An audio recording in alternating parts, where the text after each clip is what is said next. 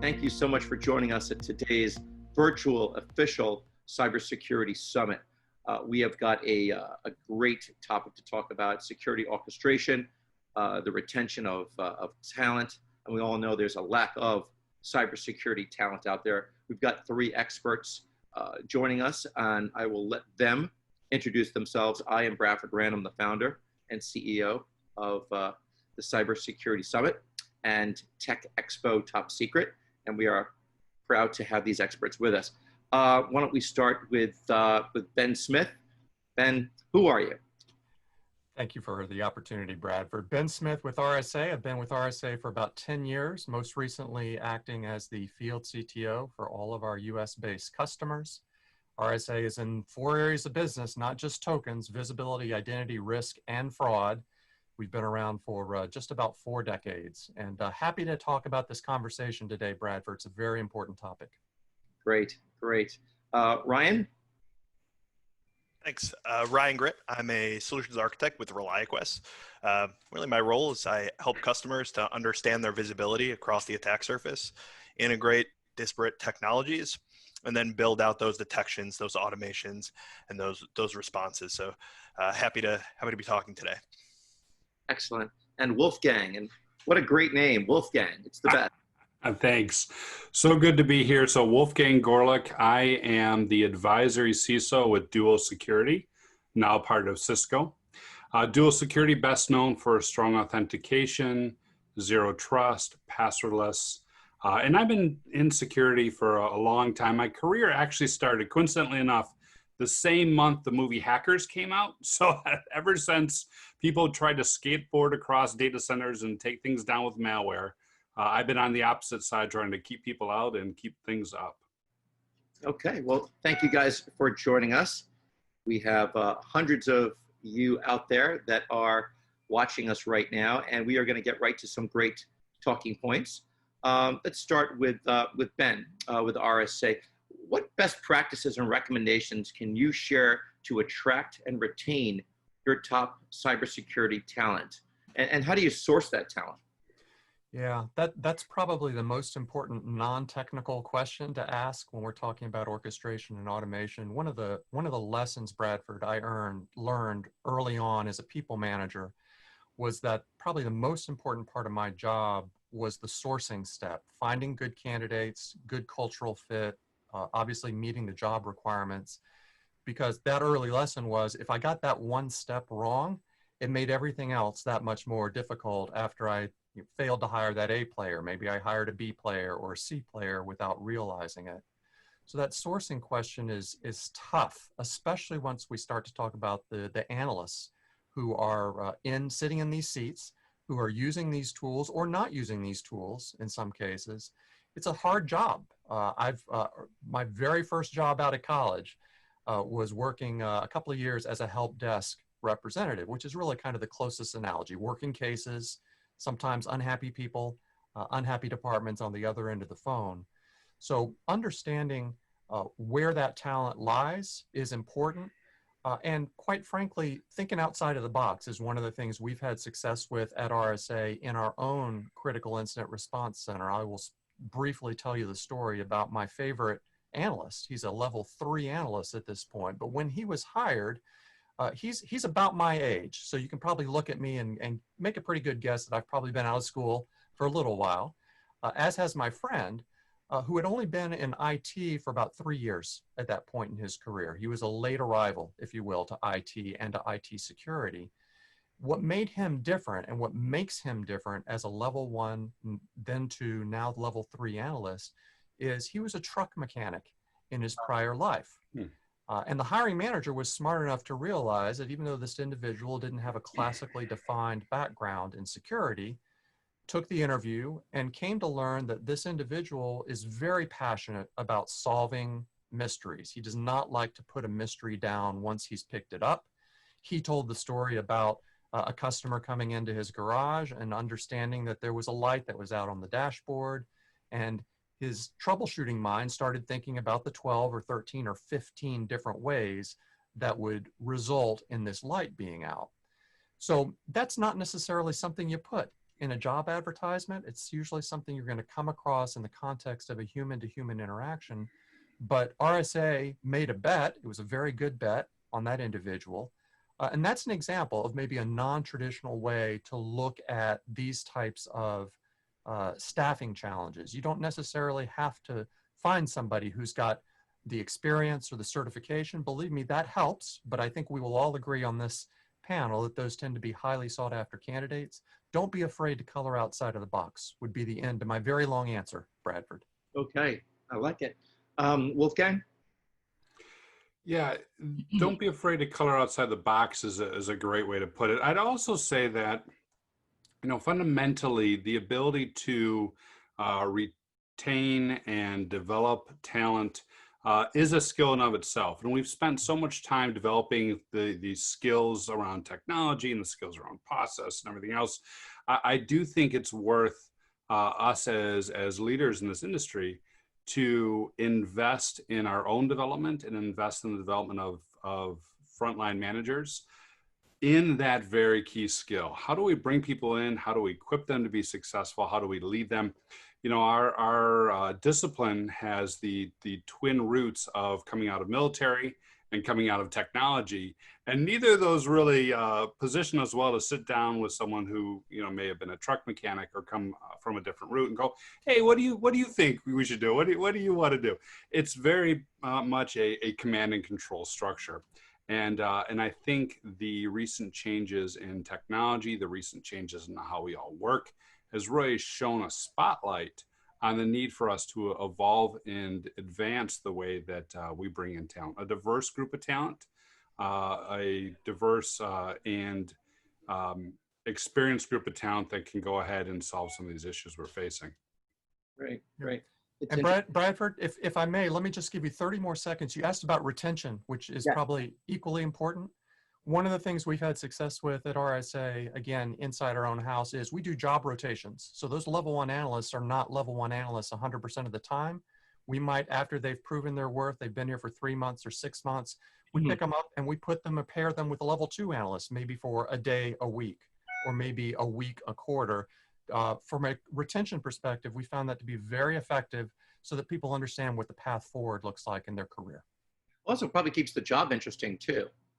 I would hope so. I would think so. And maybe selfishly, most importantly, it allows for even more cross-pollination of ideas. On paper, these level 1, level 2, level 3 analysts are working together, whether it's through the contextualized medium of technology, or maybe you're sitting across from one another. Right. But getting those ideas, understanding from a level 3's perspective that maybe things are a little different today for that level 1 analyst versus when that level 3 guy or gal was a level 1 person himself.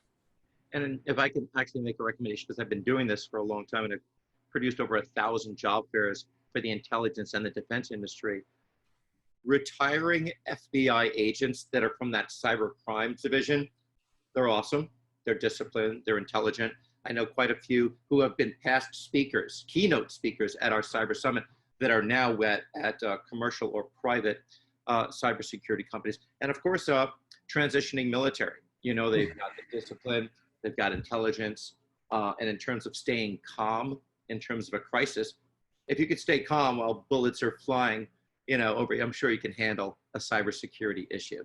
So those are two great sources for the executives out there, not just you guys, that are looking for talent, law enforcement that is transitioning, and military as well.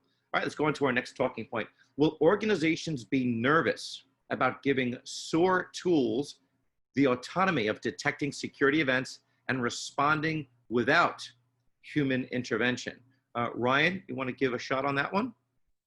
Yeah, so that's a really good question. Something we see with a lot of our customers is, as you're looking at integrating automations and orchestrations into your security program, is that idea of, what happens when my SOAR platform or my playbooks isolate the CEO's host when it shouldn't, or cause some kind of business disruption as a result of that SOAR action. And that can be, we like to joke about being a resume generating event for us in the security industry. The base of it is, though, there's a spectrum of automations. There's a spectrum of orchestrations you can build out, and it doesn't always have to be, an incident fires and automatically we're going to go ahead and isolate that host or segment that network. There's a spectrum of things we can do, and automations extend into all parts of my incident response workflow. So automations can be that incident firing, and I'm going to reach out to the different technologies in my environment and pull back the relevant context to make determinations. It can be taking some preliminary isolation steps to stop the bleeding, but having well-defined controls around what can and can't happen. And something I like to, an exercise I go through with my customers is really understanding when I look at an automation playbook, at the end of the day, that automation lives within the guardrails that I defined. So as we're going through that exercise, understanding what are the systems that we always will want human intervention for prior to an isolation, or prior to a major remediation action happening, we can build out all of those controls in place so that as a security program, we have confidence that our tooling is going to function the way we expect it to. Okay. Ben, you want to give that a shot? Will organizations be nervous about giving SOAR tools the autonomy of detecting security events and responding to them? That's like Skynet. That's like Terminator stuff, right? Yeah, I think they not only will be nervous, I think they are nervous. Yep. Earlier on in my RSA career, we had a data loss prevention, or a DLP solution, that could both monitor and block based on rules. Right. And the quickest way to get to an unhappy customer was that customer who had fully bought into the vision, the end state of what we were talking about. And the analogy is very clear with most SOAR platforms today. Thinking about automation, quickest way to an unhappy customer was that customer who wanted to go immediately into blocking mode on day one. And there was a lot of time and education and maybe resetting of expectations that we found was very important then and now, to remind customers who are consuming this technology, automation is great.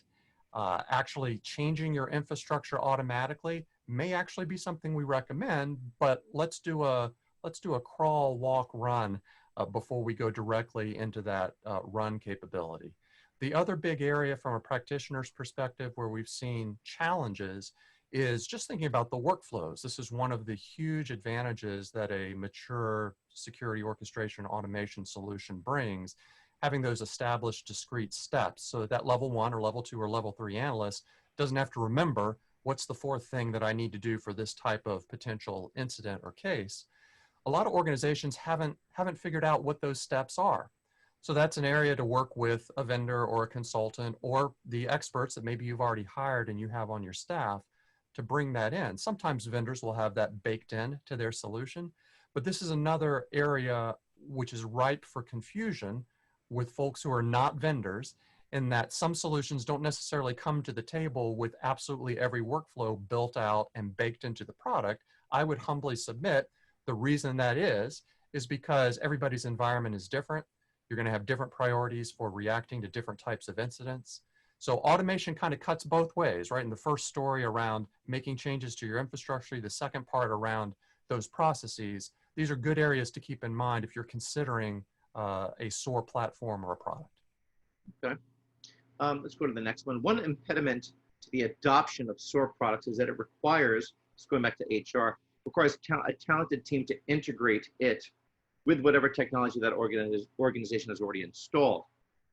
How do you train existing in-house expertise to effectively use these tools? So basically what you're saying is, your team is already used to one type of methodology. Now you're bringing in a completely other vision and other solution. Wolfgang, you want to hit that one? Sure. So I used to tell my team to bring the 4 horsemen about anytime they wanted a business case for automation. In my mind, the 4 horsemen were, PowerPoint, Word, Excel, and then whatever tool you're going to automate with it. Can you explain the vision in a single slide? Can you put together a good process in terms of how you're going to do it manually in a Word document? And can you, over time, track that with a spreadsheet and give me some good metrics? If you can't do those things, let's not jump right to the automation, because we're not going to know what problem we're solving for. We're not going to know what good looks like. We're not going to have the measures to make sure that we're on the right track. So I think in the beginning, it starts with having a good business case and understanding the problem we're trying to solve. The second part of that is, all right, now we've got SOAR in, we've automated some things, we've got some great use cases in place. How do we do two things? One, make sure that those use cases get, federated out to your level 1, level 2 analysts. And that's through a number of different vehicles, regular, touch points, small edible learning bites, a good wiki, good platform for communication over Slack or Discord. So making sure that everyone's aware of what we have today once it's automated, and then tapping into the brains of your level 3, tapping in the brains of your experts to make sure that they are codifying what they've done manually, taking new lessons learned, new threat intelligence out, and building in new orchestration. So I think it's a 3-prong approach. Do you have a good business case and know where you're going? Have you got your smartest brains automating what needs to be automated and creating knowledge shares there? And then finally, do you have that flowing into your level 1, level 2 so they understand what's going on? Ryan, any comments on that? Yeah, I mean, I think it comes down to understanding the workflows that you have and understanding the processes that your teams need to be following, and those processes and those workflows really shouldn't deviate depending on the new technologies you're integrating or the new places where you have to have those integration points. And so if you define what the workflow has to look like, if you define what the outcomes have to be, that should be able to translate into whatever technology, whatever point solution is next on the roadmap for any given security program. Gotcha. How can artificial intelligence, and I was going to bring this up before, how can AI be incorporated within an organization to help with this? Why don't we start with you, Ben? Well, artificial intelligence is one of those phrases that has almost but not quite jumped the shark at this point, Bradford. So, as a consumer, somebody who's not a vendor, I would advise everybody who's listening to the panel, you want to press on your vendors if they're talking about things like artificial intelligence, machine learning, or other capabilities. There's a huge amount of promise is the short version of the answer, Bradford. This is one of the reasons why most organizations look at a SOAR solution in the first place. They are looking to offload or outsource or off-source some of that heavy mental lifting that you and I and the level 1, 2, 3 analysts have to do on a regular basis. Yeah, you can't. It would be great if there's. Yeah, if you have 10,000 phone calls, your 911 lines would be busy, forever. So you got to bring in AI. Yeah, AI is going to be prove to get to a point to help kind of create that funnel to automate, which is really the A in SOAR, to automate the response, to automate the routing of requests. There's a huge amount of promise there. I think we're still several years away from getting to a point, because the end state to your question, Bradford, is do we need analysts at all? Is it possible that you could staff a security operations center strictly with artificial intelligence? Ask me again in 50 or 75 years. Maybe I'll have that answer, but we've got a lot of pathway we need to walk between now and then. With all the chaos and crisis, what is the world going to look like in 50 years? That's a whole other summit. The future summit. Yeah. Yeah. You want to talk about AI? Yeah, I would agree that we need to have a very clear definition of what AI is. It's not some nebulous term. Tell me exactly what it's doing. The second thing I think is important, and we really saw this highlighted in March of this year. A lot of my friends who run UEBA, a lot of my peers who run Good AI, I reached out to them at the end of March and went, what happened, right? Because at the beginning, we had 60% work from home in the US. At the end of March, we had 78% work from home, and now it's since shifted by the time that this conference is occurring.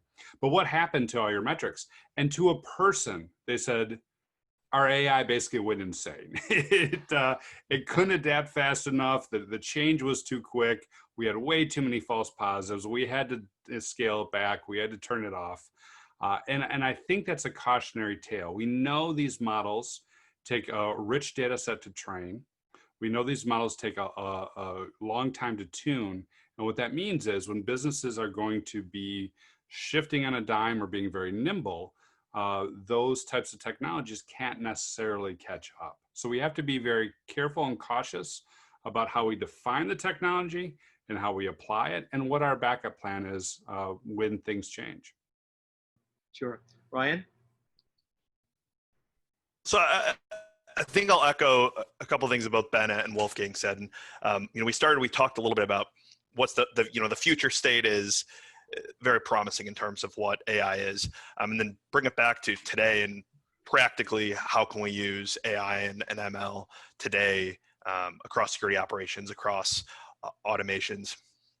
And a couple of the ways that we're looking at today are, if I look at threat hunting or automatically pulling back large sets of data and just trying to identify what is anomalous there. If I look at a targeted set of data, an example we use a lot is looking at DNS activity in an environment. I know that the structure of that data is always going to be the same. And so training that with the AI capabilities today is a very doable task. We can take a set of DNS data, train it on what is bad, and then let the models identify moving forward where are the anomalies. The other place where we can practically apply AI and ML today is determining what automation playbooks should be executed. So something we're doing with our Gray Matter platform is after an investigation fires, when we're looking at an investigation, an analyst is going to select what automation play to execute depending on the type of investigation. And so what we can do is train a model to say, under a certain type of investigation, you want to execute playbooks X, Y, Z, otherwise, so that you can apply that across any sort of workflow that your teams are doing on a regular basis, whether it be a DLP or your network appliances, right? Understanding what are the typical actions my analysts are taking, and Ben, to your point earlier, provide that analyst with a recommendation on what is step 4 in that process, so to speak. Gotcha. Okay, we had some questions here that were submitted. Let's start with Wolfgang. How is privileged access management handled in a SOAR environment? Yeah, that's a good, because if we are going to be doing response, that means affecting change in our environment, which means that the SOAR orchestration is going to have privileged access to certain parts of our environment. So I like that question because it recognizes that your privileged access management, which is the permissions, oftentimes just-in-time permissions, the credentials, oftentimes just-in-time credentials, all that level of work that we put in place to protect organizations from good people making mistakes, good people going bad, or good people getting compromised by a malicious actor. All those types of privileged access management controls we put in place have to be rethought and applied to a SOAR world. And I think where that starts is the individual account or accounts that are used to run these playbooks, making sure that the appropriate permissions and access controls are granted there, are reviewed regularly, and are monitored.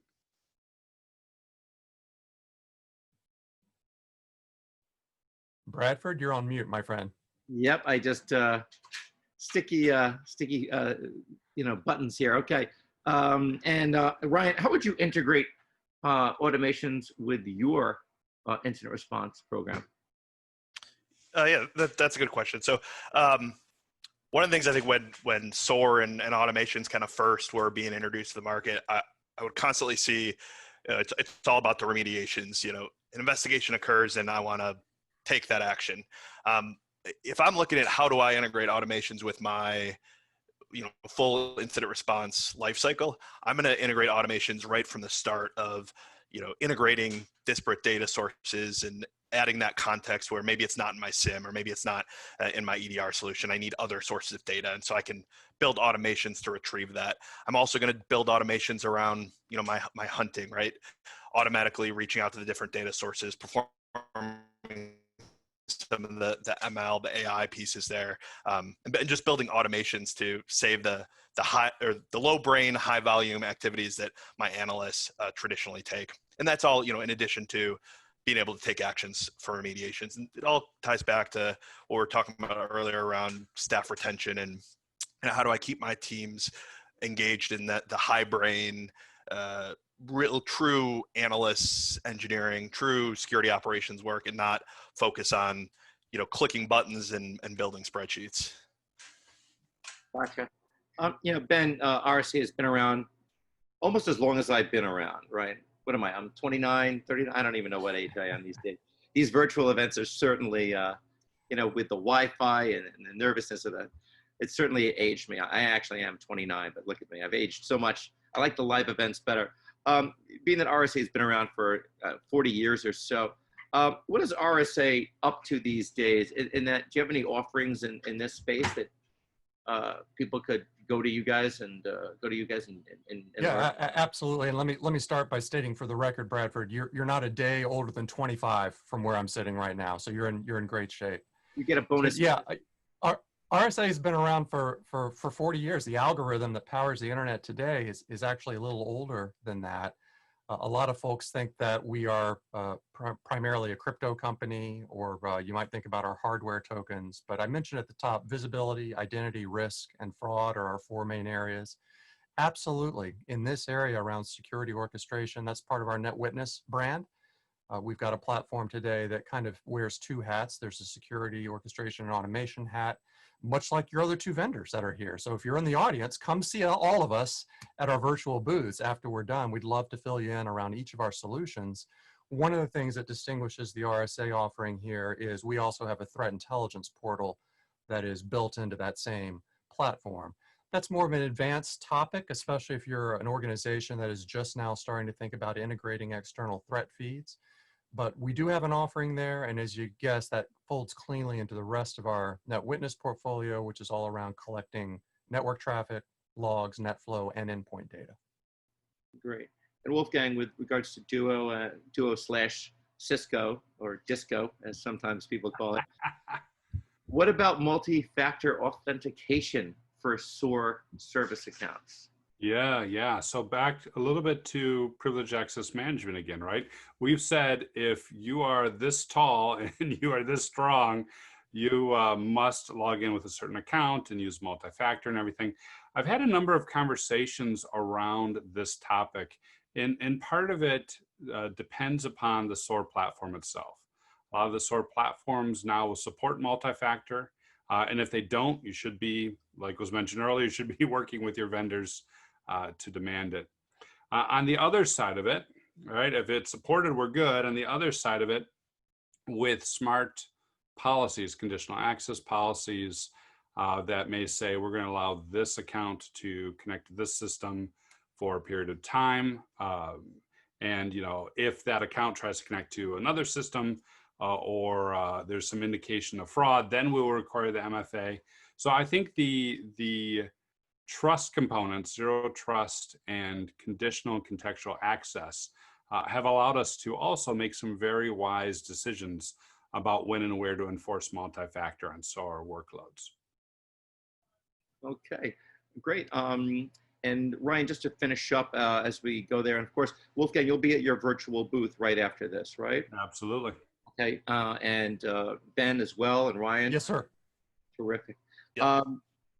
With regards to, retention, one of the last things that, talked about acquiring talent. Obviously, you're only as good as your staff, right? You can have these great AI tools and so forth, but if you don't have good staff, and there's so much turnover, as we all know, and there's predicted to be millions of vacancies over the next few years.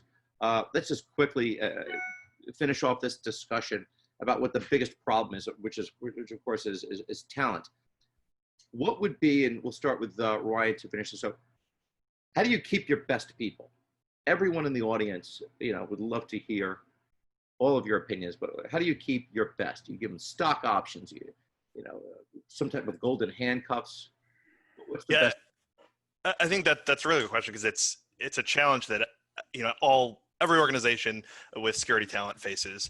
And one of the things, the biggest piece of advice I would give, and how I've, retained talent, and how a lot of our customers retain talent, is allow security professionals to grow, give them paths to learn new things, to become more ingrained with the areas they're passionate about, and leverage automations and, security platforms to help offload some of those mundane tasks that lead to alert fatigue and burnout, and me being like, I don't want to be working tier 1 tickets for the rest of my life, so I'm gonna move on. I think Ben had a great a great point there of being able to move roles within an organization, something ReliaQuest did for me.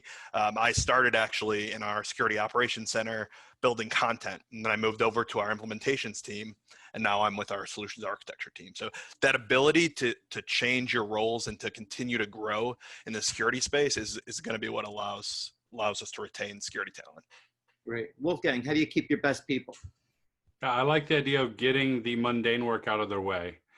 It's about providing autonomy. It's about providing challenge. It's providing a sense of growth. I would say I recently wrapped up a really good book on this topic. So if you're looking for an audio book or a regular paperback, check out the book Drive. Drive, which really explores motivational theory and how it works for knowledge workers. It is significantly different than how previous generations were managed. Not Drive, that great song from the Cars, but Drive the book. Maybe you get both, right? Get the book and listen to some music. Can't go wrong. Now I've aged myself. They're a great group. All right, Ben, closing remarks on how do you keep your best people? I know you talked about, rotating. Any other advice you can give? Yeah, great advice from both Ryan and Wolf. So my small contribution would be to pick up on something that Wolf just mentioned, and that's around the aspect of generations. I delivered a talk at this year's RSA conference around security awareness and how different generations need different types of messaging. Different generations consume technology differently. Different generations might think or recognize risks differently. So there's a rich vein to be mined when you start to look at your workforce not as one conglomerated blob of very smart, driven individuals, but as different cohorts. So understanding that you have folks who have different backgrounds, not just technical backgrounds, but generational backgrounds is important. And maybe to emphasize something that Ryan said, you're making each individual in your organization, make them feel vested, not necessarily through stock options, but make them feel vested in their future. The job rotations I talked about earlier is one great way to do that. It demonstrates the path forward. It's proven to be an effective retention tool. Yeah, they say that money isn't the big driver. It actually is work environment and great management. You could lose some great people just because of toxic managers. We've experienced, I think every company's experienced all of that. So have a good, encouraging work environment with a lot of interesting things to do. Don't make it mundane. And I think, listen, if the company does well, I think everyone should do well. If your company is very profitable, share the profits. It's you don't go to the coffin with it, right? So I think everyone should share the wealth on that note. And as we close on this, thank you guys so very, very much. I believe you'll all be at your virtual booths. So for those out there that have follow-up questions for these great experts, please visit them at their virtual booths. You can talk to them via text or via video chat. And we will see you guys hopefully at a live summit in 2021. My fingers are crossed. All right. Take care, guys. Thank you for joining. Guys. Thanks. Thank you.